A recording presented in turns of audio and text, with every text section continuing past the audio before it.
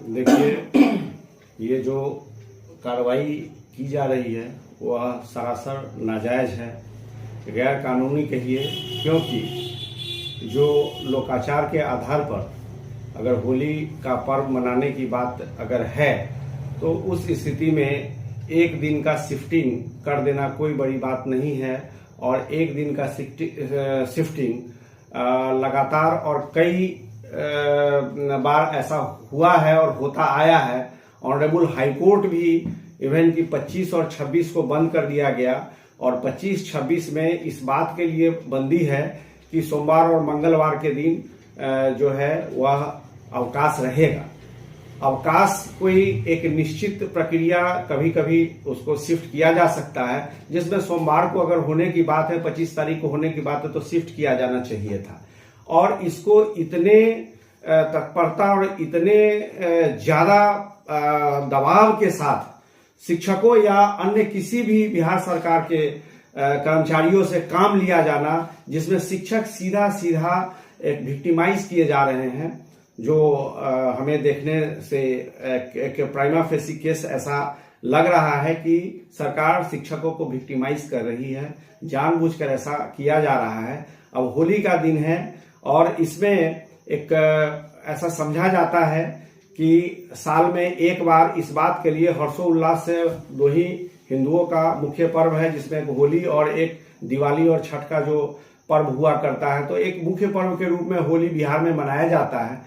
और इस परिस्थिति में अगर शिक्षकों पर कार्रवाई की जा रही है तो वो सरासर नाजायज है। इसका शिफ्टिंग होना चाहिए था। एक दिन की छुट्टी की बात है, अगले दिन आप 27 को न दें, लेकिन 27 के बदले 25-26 ही हो, तो यह शिफ्टिंग जो है आसानी से किया जा सकता था। लेकिन यह शायद सरकार के द्वारा मनमानी की जा रही है, जिसका ऑनरेबल हाईकोर्ट भी संज्ञान ले सकता है अगर इस बीच में इस बात को चैलेंज किया जाए कि ऐसा अगर किया जा रहा है। चूंकि अगर 7 दिनों का वेतन अगर काटा जा रहा है तो सरासर नाजायज है। ठीक है, एम्प्लॉयर एम्प्लॉय का रिलेशन होता है, लेकिन अगर कोई ऐसी बात है जो एक प्रैक्टिकली वो पॉसिबल नहीं था कि उसको किसी भी ढंग से मतलब इस बात को देखना कि एकदम नहीं हो सकता, तब तो कोई बात नहीं है। लेकिन ये हो सकता था 2-3 दिन पहले, 4 दिन पहले से इस बात के लिए समाज में ये हो रहा था कि सोमवार को है तो सोमवार को शिफ्टिंग हो जाना चाहिए था। अदरवाइज ये जो किया जा रहा है वो फरमान है जो गलत है, बहुत ही गलत है। ऑनरेबल हाईकोर्ट में इस बात को चैलेंज करने पर लगता है कि इसका फायदा हम लोग को मिलेगा। यह 7 दिन का जो वेतन काटा जा रहा है वो सरासर नाजायज है। हम एक चीज, हम संविधान की बहुत ज्यादा जानकारी हम लोग को नहीं है, लेकिन जो हम लोग प्रियम्बल पढ़ते हैं संविधान का, उसमें व्यक्ति की गरिमा एक शब्द आता है कि व्यक्ति की गरिमा और राष्ट्र की एकता और अखंडता सुनिश्चित करने वाली बंधुता बढ़ाने के लिए ये कॉन्स्टिट्यूशन बनाया गया है। तो एक तो व्यक्ति की गरिमा की बात है, और दूसरी बात कि संविधान में हम लोग को धार्मिक स्वतंत्रता का अधिकार है। तो क्या इस दृष्टिकोण से देखा जाए तो लोगों को अपने पर्व त्योहार के दिन उनके मनमाने तरीके से उनको कार्यस्थल पर भेजना, कहीं उनको जबरदस्ती कंपेल करना कि आपको ट्रेनिंग में जाना, क्या यह जो है यह धार्मिक स्वतंत्रता के अधिकार पर, संवैधानिक जो मौलिक अधिकार है, इस पर हमला है या नहीं है? निश्चित रूप से इसको हम कह सकते हैं कि यह धार्मिक स्वतंत्रता, और खासकर इस बात के लिए कि जबरन किसी से काम लेना यह सर्वथा अनुचित है। यह संविधान के खिलाफ भी है, संविधान सम्मत, और जो संविधान का मूल अधिकार है वह इसके खिलाफ है। और इस स्थिति में हम लोग इस लाइन पर कह सकते हैं कि इसको जबरन थोपा जा रहा है और किसी से काम लिया जाना जबरन, यह शायद गैर कानूनी है।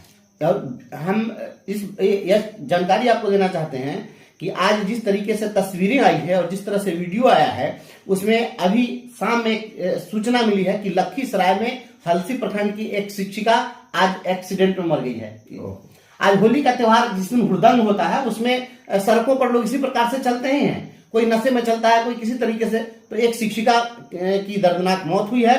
आपको फतुहा की बात करें तो वहां पर एक शिक्षक को हुड़दंगियों ने जो है सिर फाड़ दिया है, वो उनका इलाज चल रहा है। एक किसी जिले से जो तस्वीर आई है उसमें एक शिक्षक की आंख फोड़ दी गई है। आपको खगड़िया जिले से एक तस्वीर आई है जिसमें शिक्षक का पूरा हाथ फटा हुआ है और कितने शिक्षकों के कुर्ते फाड़े गए हैं, कितने लोगों पर गोबर पटाया गया है, उस पर मोबिल उड़ेला गया है, कीचड़ पटाया गया है। तो इन परिस्थितियों में, और यह जानबूझ करके कि आज बच्चे नहीं आने वाले हैं, बिहार के किसी स्कूल में बच्चा नहीं आया है और इसके बावजूद यह सरकार जानते हुए और शिक्षकों को स्कूल में आने के लिए मजबूर की है। तो और इस तरह के परिस्थिति, क्योंकि सामाजिक जो हमारे यहाँ व्यवस्था है, यह परिस्थिति रहती है हमेशा, तो ऐसी परिस्थितियों का सामना करने के लिए मजबूर किया जाना, क्या यह व्यक्ति की गरिमा पर हमला है या नहीं? निश्चित रूप से यह व्यक्ति की गरिमा और उसके धार्मिक स्वतंत्रता पर सीधा सीधा प्रहार किया जा रहा है, जो सर्वथा अनुचित है, गैर कानूनी है, अनकॉन्स्टिट्यूशनल है। इस बात के लिए निश्चित रूप से सरकार को इस पर पहल करनी चाहिए और खासकर जो 7 दिनों का वेतन काटने और इस तरीके का जो एक एक्शन लेने की बात हो रही है उसको तुरंत ही विड्रॉ किया जाना चाहिए, क्योंकि यह एक व्यक्ति गरिमा के खिलाफ है और एक परिवार को सुचारू रूप से चलाने के लिए परिवार का मुखिया अगर वह स्कूल जाकर और इस तरीके से एक परिस्थिति को सीधा सीधा सामना करता है और उसमें इनसिक्योरिटी होती है, जिसका कि सरकार को ही संज्ञान लेने की जरूरत है। यह गलत है, निश्चित रूप से गलत है, निंदनीय है।